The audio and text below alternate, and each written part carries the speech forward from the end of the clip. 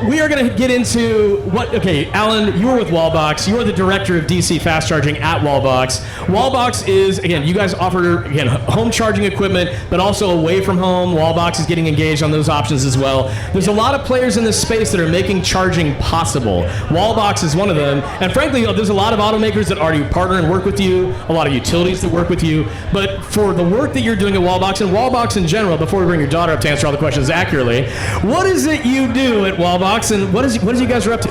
Yeah, so Wallbox is a multinational company, and we provide EV charging hardware. So we're a manufacturer. We make everything from a home charger to a public-facing charger to, of course, then a supercharger that we call the Supernova. And as director of DC Fast, that's what I provide, solution on the fast charging side of our business. So Jason here works in the field every day on making sure that hardware is functioning. That's a big, I mean, basically your bread and butter is, that's cool, you make the chargers, that's right. I make sure they work. Yep. So I get to be the meat of this discussion right now, the cream in this Oreo sandwich. What is it that you are seeing on a regular basis that someone like Alan is going to be on the receiving end of based on your expertise? Again, you guys are making this happen. It's got to be manufactured. It's got to be deployed. How is that working from your perspective? And have you had experience in working with Wallbox hardware in the field?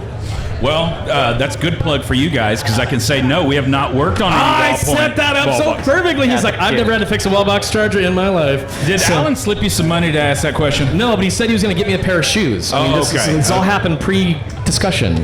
Well, so yeah, the short answer is no. We have not worked on any Wallbox units, and there's a bunch of Wallbox units deployed across the U.S., both level 2 and DC fast charging. In fact, I think we see one right across the way over there in that booth. Yeah, the Can-Am has our home charger there on one of the pedestals, but shout out to Can-Am for the Wallbox representation. Well, that's a level 2 charger, but you're working on DC fast charging. Correct, yeah. So as an industry, we're talking a little bit about this before we started. It's like we have to translate what that means to an owner and what that experience provides. If we're talking about a Wallbox level 2 charger at home, that's an overnight charge, super reliable. Again, we work with a lot of utilities from Chargeway's side that leverage your guys' hardware because it's reliable. It can be installed outdoors, indoors. It can be used for managed charging programs. It's a connected charger. You can log in and see visibility to what's happening with that. That's all at home. The work you're doing with DC Fast, how does that differ, and what does that experience look like for drivers? Yeah, it's a lot different. So at home, you'll be able to charge your car within you get about 40 miles of range per hour at the home level. But then in DC Fast, of course, this requires a lot more infrastructure, and you can provide up to, like it says, 15 minutes, about 200 miles of range on the vehicle. So what we're seeing on that front is it's a lot of public facing. Some dealerships require it behind the fence. We work with the local utilities. We're working with municipalities on rolling out both level 2 and level 3 charging for fleets. There's a big demand for DC Fast right now, of course, now that the space has moved out of charging at home and more on the road charging, which then allows us to kind of electrify quicker when, of course, you can charge your car in 15 minutes and you can get to Austin quicker, you can get to Houston. It's no longer just a solution for, in-city driving, or, I read something like most people drive 39 or 40 miles a day commute. Well, there's a lot of people like myself who hit the road and have to do long distance travel, and with DC Fast we have a solution that meets those needs. So you might say level 2 charging is for the daily commuting, and DC fast charging is for traveling beyond the range of your battery, going outside of town, going across state perhaps. And we're both Texans here. We know we can drive for a long period of time and still be in Texas. Yeah, 100%. And without a DC fast charging, a fast network to charge on, I would have never made it from here to Miami, from here to San Francisco, from here to Salt Lake City. I've done some pretty large trips in an EV, and without a DC fast charging network, I would have never been able to do so. So let's pretend for a second that I'm like Billy Madison and I have absolutely no idea about any of this. And what I hear is that, oh, cool, I can fast charge. So oftentimes, like, I'll go out to, like, I might go to Walmart. They've got fast chargers now. They have their logo on it. I might go to another Walmart and there's an Electrify America fast charger. I might go to a Buc-ee's and there's one with a Mercedes logo on it. How does Wallbox fit into that from a fast charging perspective? Are you guys providing just the hardware, or are you a network for fast charging? If I'm a driver, how do I understand how that works from your guys' perspective? Yeah, so from our perspective, or what we do in the industry, is we just provide the hardware. So without help of like a field advantage to help potentially install the charger and then ultimately service the charger as well, we wouldn't have the type of success. So across the United States and of course into Canada, we have a huge network of installers of what's called CPOs. They own and operate the units. So they'll come in and do the infrastructure portion. They'll connect with the local utility. They'll check the rebates. That's a super important part of this whole space. And then ultimately, they'll own and operate that unit, which is the service side, to take care of the unit, maintain it, preventative maintenance, corrective maintenance, and then ultimately collect revenue off of the charging. So when as a driver, if I pull up and there's a Wallbox fast charger in front of me, I'm not paying Wallbox. If I have a question, I'm not calling Wallbox. Yeah, cool. Who am I calling? Like, who are you guys working with that are using your hardware that's installing it? Yeah, so there's two phases or two steps here. One is behind the fence where no one's going to be using it to collect payments. This is for fleets. We see this at like the municipality level, and of course we see it at dealership level. In that case, we have service partners that will go take care of the unit, but there's no consumers aren't using it. Right, correct. There's just no transfer of money. This is like behind the fence at Disneyland when you see like the characters go back there, and it's like, did they take their heads off? Like, what do they do back there? It's like, that's the charger that's behind that fence. Sure, yeah. But it's when it's not that, and I can drive up and use one. Correct, yeah. Then the payment is not going to Wallbox. We just provide the hardware. So whoever owns those units, they'll be collecting the revenue off of the charging. And for a typical driver, they might think to themselves is like, well, that's the charging network that I'm using. So which networks are leveraging your hardware today? I know in the industry, I know we call them CPOs, but sure. not a driver on earth calls them that. The drivers call them networks. Sure. So which networks are you guys working with? We have some large partners here in Texas that are about to roll out charging along the highway. They're out of Houston. It's called Ensol EV. And then we also have a large CPO in Canada that's about to roll out the fourth largest charging network across Canada. So again, they're called Charge. They're a great partner of ours, and yeah, that's who will be receiving all the payments, benefiting from the hardware that we provide. I mean, this is one thing we talk about all the time. Is like about the time. I mean, this entire morning already. It's about the driver experience in so many ways. And as you're defining out, it isn't about. We talk in the industry all the time about how this works for us.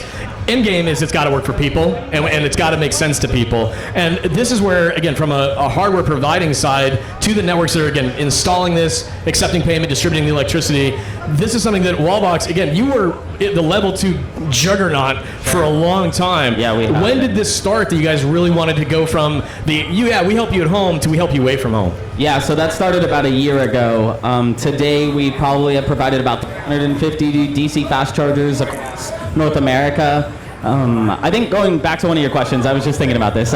One of the big transitions we're seeing in the space is the ability to just plug in and charge. So not even a need for an app. There's no need to swipe a credit card. So when you're plugging in, you'll see Wallbox potentially co-branded by one of our partners, but having that capability to just plug in, walk away, come back, and your car is charged, that's where the industry is moving. So people won't even really pay attention to who they're paying. It's just it's a convenience, right? You have a charger, I need to use it, I plug in, walk away, it charges my car. So it's interesting because in a petroleum fueling context, when you're at a gas station, you don't really pay any attention to the make and the manufacturer of that fuel dispenser. No one could care less. Yeah, no one could care less. You're pulled up to Quick Trip or Racetrack or whatever the fuel retailer's branding is. It's their pump, proverbially. They didn't build that pump.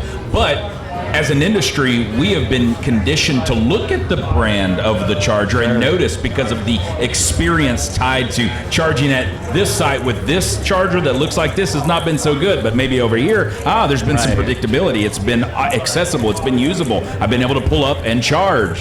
I think a big issue we've run into as an industry is that even like the ribbon cuttings that happen for charging stations, it's like, okay, that charger has 18 logos on it. It's like a NASCAR. And it's like, look what we did. It's like, and as a driver, I look at that and go, cool. So if I have a question or if I have a problem, who of this collection of people do I talk to?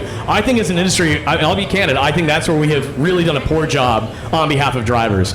Is if you, again, the win that comes from a hardware provider is you got your customer, they install your hardware and it works because your hardware is so good. As a driver, I need to know, if I got a problem or if I have a question, who's the phone number I call if I have a question? To your point, if I'm at a gas station, I can go inside and ask the guy behind the counter, but at a charging station, you need to know who your support system is. Yeah, and in gas station context, you're either going to pull around to another pump or you're just going to cross the street to the next fueling station. Right. Because the fueling is more pervasive in that. And I think like the Buc-ee's conversation we had earlier, in a lot of these locations that have redundancy really matters. Alan, I'm over here. Sorry. Wait, no. Now she's getting a photo. I swear to God, I didn't give you bunny ears. So no, but that's a big part of it though. Is as you said, it's like if you just pull around to the pump, it's like I'm taken care of. Redundancy is important. How do you see redundancy being part of how you deploy your fast charging with your partners? Because again, behind the fence, they might need one or two, but as a driver, you pull up. If you've got one, let's say somebody dropped the connector and it's got a crack in it or something. How does redundancy play into what you do with your clients and partners? Yeah, I guess the good news right now about the space is that it's developing. So what I notice is a lot of the DC fast chargers are within about 50, 60 miles, maybe 80 miles of each other when you're driving down the highway, which just allows for a lot more room to roll out more charging, obviously. So like you said, with the gas station, you're used to, I'll just go across the street. In this case, we're strategically planning out exactly where the chargers need to go, so that if a charger doesn't work, you have another one 15 minutes down the road or 20 minutes down the road, and not a situation where it's 80, 90 miles down the road, and then of course we're stuck, right? So well, and actually that's a good point too, but we talked about visibility earlier, and if we have chargers every 60 miles, 50 miles, that lends to the confidence people can have, but visibility of charging is still a huge issue because we don't have the same marketing and signage and hyper visibility for where these things are located. How is it again, at the end of the day, I think it's just we got to add that to the visible world for people. We know that there's apps out there that can give you information, but you would need to make the product of charging not just about we put it in, but it's like how do we market that better? Well, there's got to be intentionality for the manufacturers to think about the product beyond just deploying it. Yeah. Because if you just walk in and you're trying to pitch Wallbox to an asset manager, to an operator, whoever, if you're thinking about, hey, just focusing on my product, buy my product, that's not going to resonate with the operator. They're looking at a solution which incorporates the O&M, the field service aspect, to the preventative maintenance, corrective maintenance that you spoke about. That's anchored to the product. So it's not just put my charger in, but put my charger in and here's how I'm supporting you. Yeah, and that goes like multi-layers, not only from the service side, but we also work with software providers. So these OCPP partners or software providers will come in, they'll put it on the Google Maps, the Apple Maps, on the plug shares, and all the different apps. Chargeways. On the Chargeways, we need to connect, but yeah, we don't focus on that like the visibility side. That's where our partners come in on the software side to make it visible to everybody. Also, some of our partners like integrate with Mercedes.me. So when Mercedes pulls up a list of chargers on their dashboard, they'll be able to see our chargers on there as well. Well, that's such an important point too, because oftentimes whoever's deploying the hardware, if they're partnering with a software provider, they're like, cool, you got our hardware, your software's going to make this work, we're off to the races. But then it might be something that's behind a fence that they don't mark as restricted or private. Okay. That happens all the time where someone will say, I went to see if this charger was there because I was told there was one there, but there's literally a locked gate. And so that to me is something that we still as an industry, we need to make sure that those who are providing out the data, they know that, we've got to be very clear to this is actually dedicated to a particular group. Yeah, I have a funny story on that if we have some time. Okay, you got it. Okay, go good. ahead. Yeah, I was driving out to Miami. I did this big trip to the South Florida, and I almost got stuck in Shreveport, Louisiana, because on the maps it said that this charger was available or publicly accessible. Well, when I get there, obviously it's not. So it's at a dealership. I had to park on the grass, grab the port from like within the dealership and plug in. And if I didn't do that, I would have got stuck in Louisiana. So we need to do a little bit better job of that. That charger existed. The data said it was, there's a thing here, it was powered on. Yeah, but to that point, you're in the industry, and that happened to you. Yeah, correct. Yeah. It happened to me. I selected my hotel that I'm staying at to come to this event based on the fact that they had a charger. I even called ahead, hey, I see you got a charger. Is it working? Yes, it is. Show up at the charger. Guess what? Well, one was working. And then you're like, hi, I'm with Field Advantage. I'd like to help take care of this charger right here on the spot. No, again, he tells this story. I'm like, there was a guy last night who was like kind of like futzing with the back of the charger. He had a shaved head, beard, glasses. He's like, I have no idea what you're talking about. I swear to God, there wasn't me. We got to generate business one way or another. He wasn't wearing the branded puffy vest, though. He's like, oh, yeah, then it definitely wasn't me. But that is such a fundamental aspect of this, is that as an industry, in many cases, we still hand off the fueling experience to whoever has the physical charger. That could be a hotel, it could be a dealer, and how we translate that back to the world to say, here's your reliable fill-up as a driver, there's a lot of transparency that there's still left to unpack with that, I think. But at the end of the day, it's gotten a multitude better. For sure. You drove to, you went to, what were your road trips? You went to Miami, to San Francisco, and to Salt Lake City. From here in Texas? From Dallas, yeah. And that speaks to, it's there, it works, it's doable. Yeah, and I have a Volkswagen ID4 that only has 210 miles worth of range. So standard. So when I upgrade to the 400 plus, I'll be set. Yeah. Well, again, what we've really been discussing here is not only the fact that there are, again, brands like Wallbox that are delving into the home charging experience or the public-facing experience, is that it is rolling out constantly. Is this the narrative that we hear oftentimes in the with the media is like, here's our take on EVs today, and I couldn't care less about that hype cycle, 24-hour news cycle buzz, because look at Expo. Look at how many cities it goes to. Look at how much we've grown the infrastructure. Look at how many more cars are coming to market. At the end of the day, as we talked about earlier, the ship has left the dock. Yeah. It is moving. So kind of rounding things out, we've kind of gone after Alan for a lot of things. You haven't fixed any of his chargers yet, which is phenomenally great. And then we haven't touched on yet, Jason? No, I would just say, that intentionality as a manufacturer around the deployment of the chargers is supporting in support of the broader goal, which is making sure people have access to operational chargers. When you plug in, they work. And so Wallbox is focused on bringing to market a product that is dependable and predictable for DC vehicles. Yeah. I was just going to say, we've done a phenomenal job on our home charger and our level 2. Globally, we've deployed for 1.5 million units, but here in North America, we're at almost 200,000 level 2 chargers sold, and the return rate on them, our failure rate is less than 1%. So we build a phenomenal product, and then on our DC fast side of things as well, we have like Iberdrola, one of the largest utilities in Spain, or in the world actually, and they have like 80 of our units with no downtime. There's a DC fast charger here at a dealership, Park Place, Mercedes. They have a charger behind the fence, and it has over I think it's 1,800 sessions to date, and it's just cranking out vehicles all the time. So that's one of the larger EV dealerships in the nation, and so yeah, we have a great product, a reliable product, and a great team. Well, yeah, what you just described is Wallbox has set the stage for how people can rely on filling up at home, and that it's become synonymous with that. For anybody who's had your guys' products, they trust it. And so to know that that's expanding out into the infrastructure that's outside of the home, that's going to be fundamental to those who can't charge at home, that need to have options. And so, again, thank you for delving into that, because you guys set the stage for how you can do it right at home. Now you're going to be doing that away from home. So, anything else we haven't hit? Again, how do people find out about Wallbox? Where do they go? We're actually right here in Arlington, so we manufacture our units 5 miles down the road. You can get on our website, of course, or you can come talk to me after this. There you go. So this is the EV Reality Check booth. It is powered by GreenCars.com. We're going to be talking to more industry experts that are leading the charge throughout the day. Look at that, leading the charge. See what I did there? Do you see what I did? Yeah. I love how he's like, good job, dad joke.